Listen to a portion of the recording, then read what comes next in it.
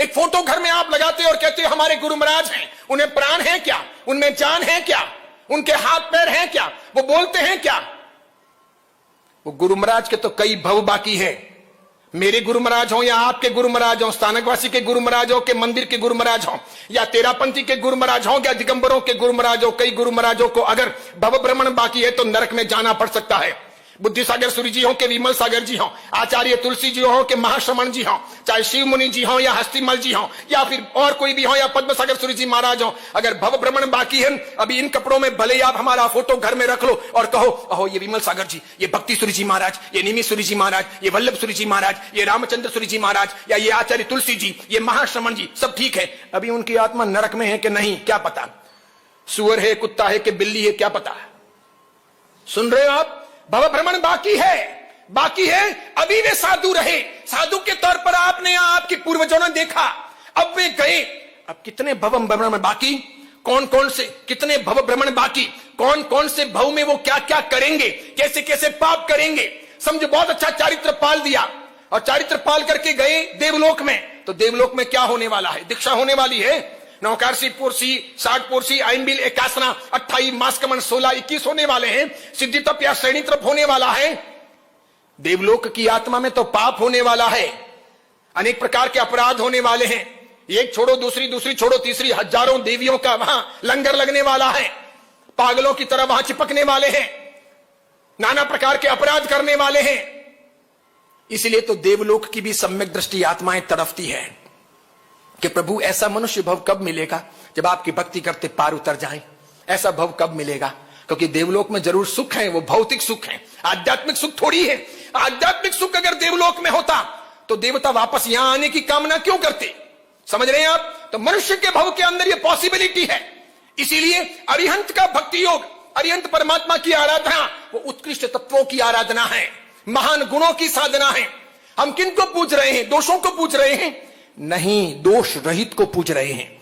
हम गुणों की पूजा कर रहे हैं, अच्छाइयों की पूजा कर रहे हैं। तीर्थंकर के पास में क्रोध नहीं होता, मान नहीं होता, माया नहीं होती, लोभ नहीं होता, लालसा नहीं होती, इच्छा नहीं होती, तृष्णा नहीं होती, आकांक्षा नहीं होती, अपेक्षा नहीं होती, लालसा नहीं होती, किसी प्रकार की आवश्यकता नहीं होती, कमी बेशी नहीं होती, पक्षपात नहीं होता, ऊंच नीच नहीं होती, निद्रा नहीं होती, अज्ञान नहीं होता, मिथ्यात्व नहीं होता, भय नहीं होता, शोक नहीं होता, मजाक नहीं होती, तुच्छता नहीं होती, हीनता नहीं होती, भूखमरी नहीं होती। इतने सारे गुण हैं। अब तोलिए, विमल सागर जी में कितने हैं, आचार्य तुलसी जी में कितने हैं, महाश्रमण जी में कितने हैं, आप में कितने हैं, दिगंबर आचार्य भगवंत में कितने हैं। हम रात दिन जिनकी मालाएं गिनते कि हमारे गुरु, और भगवान एक तरफ रह गए।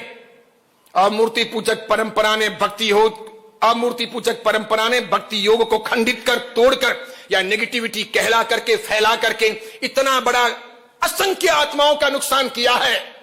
बहुत भारी नुकसान हुआ है। नरक में जाने की व्यवस्था हो गई, या नरक में भेजने की व्यवस्था हो गई। जो मूर्तियों को गालियां देते हैं, मूर्तियों को पत्थर कहते हैं, मूर्तियों के वहां पर पूजा करने को सर पटकना कहते हैं, सर फोड़ना कहते हैं, बताइए क्या गति होगी।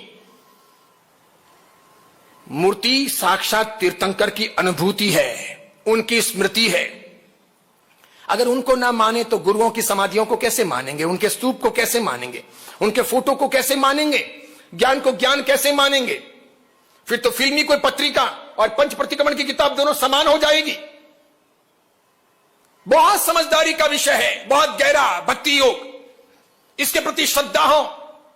इसीलिए फूलों को चढ़ाना हो, प्रक्षाल अगर करना हो, धूप और दीपक अगर खेमना हो, साथिया अगर बनाना हो, फल निवेद्य अर्पित करने हो, इन सब के पीछे श्वेतांबर मूर्ति पूजक परंपरा में और दिगंबर परंपरा में एक एक बात का लॉजिक है।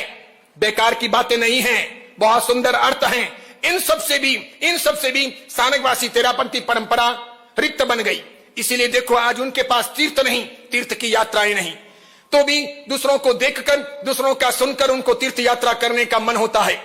कई सारे स्थानकवासी तेरापंथी भाई बहन मिलते हैं और वो कहते हैं महाराज साहब यहाँ गांव में तो हम पूजा कर नहीं सकते, करेंगे तो लोग टोना मारेंगे, सुनाएंगे, कहेंगे, फिर बेकार विवाद होगा, फिर हमारे आचार्य श्री के पास तक बात पहुंचेगी, फिर वो कुछ हमको डांटेंगे, करेंगे। समाज में रहना है, क्यों मगजमारी में पड़े। लेकिन महाराज साहब जब कभी भी तीर्थ स्थान पर जाते हैं तो जैसे तैसे भी धोती पहन करके पूजा करने का प्रयास करता हूं। ऐसे ऐसे स्थानकवासी और तेरापंथी भाई बहन आकर के मुझे कहते हैं महाराज साहब शंखेश्वर गया था, कभी जिंदगी में अनुभूति ना हो, ऐसी अनुभूति हुई।